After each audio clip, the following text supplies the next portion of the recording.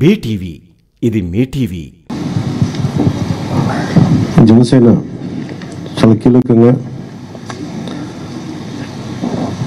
ఓట్లు చీలకుండా 98% striking rate ఉండేలాగా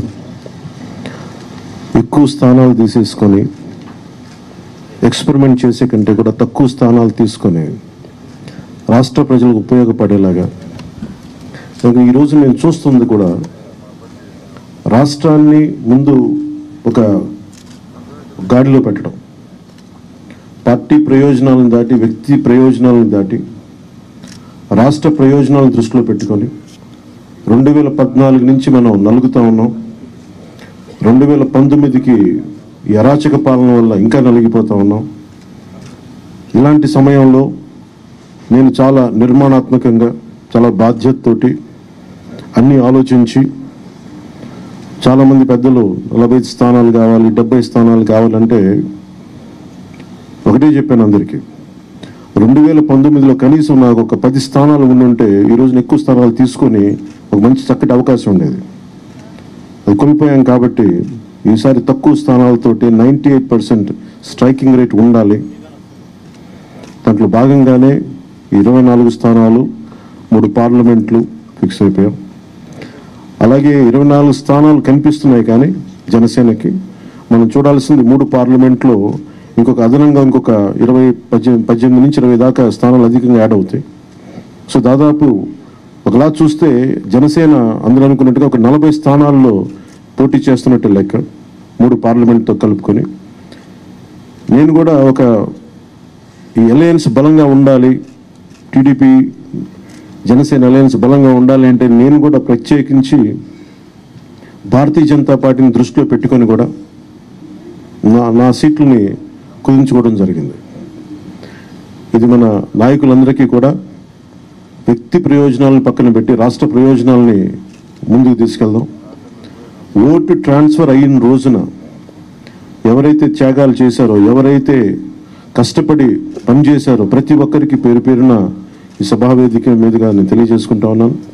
ప్రతి ఒక్కరికి మీ ప్రతిభతోటి, మీ సమర్థతతోటి, మీ అనుభవం ఎలా ఉందో దానికి తగ్గ ప్రతిఫలం ఉంటుంది. భవిష్యత్తులో పదవులు మన ప్రభుత్వం స్థాపించిన వెంటనే ఎలాంటి పదవులు మీ సమర్థతకి, మీ ప్రతిభకి తగ్గట్టుగా ఖచ్చితంగా మీకు అండగా ఉంటామని తెలియజేసుకుంటూ, ప్రతి జన సైనికులకి, ప్రతి వీర మహిళలకి, ప్రతి జనసేన మద్దతుదారులందరికీ కూడా మన ఓటు టీడీపీకి వెళ్ళటం ఎంత ముఖ్యమో టీడీపీ ఓటు కూడా మనకు రావడం అంతే ముఖ్యం. జనసేన ఓటు ఖచ్చితంగా టీడీపీకి ట్రాన్స్ఫర్ అయితేనే ఈ రాష్ట్రం చాలా అద్భుతంగా ఉంటుంది. ఎట్టి పరిస్థితుల్లో కూడా ఓటు ట్రాన్స్ఫర్ అనేది ఖచ్చితంగా జరగాలి. అందుకని ఎలాంటి పొరపచ్చాల మధ్యలో 1-2 వచ్చినా, వైసీపీ దుష్ట పన్నాగాలు పని ఏదన్నా ఎలాంటి విభేదాలు సృష్టించినా వాటిని మేమందరం సమర్థవంతంగా ఎదుర్కోవడానికి, కలిసికట్టుగా ఎదుర్కోవడానికి మేము పూర్తి సంసిద్ధతతో ఉన్నాం. ఆయన సిద్ధమని చావగొడతా ఉన్నారు. బాబు నీకు యుద్ధం ఇస్తాం, నీకు అది ఎందుకు యుద్ధం చేస్తామంటే ప్రజలు తిరిగి ఆంధ్రప్రదేశ్ని గాడిలో పెట్టడానికి యుద్ధం చేస్తాం నీకు. అయితే మనస్ఫూర్తిగా ప్రజలందరికీ కూడా చాలా శుభదినం.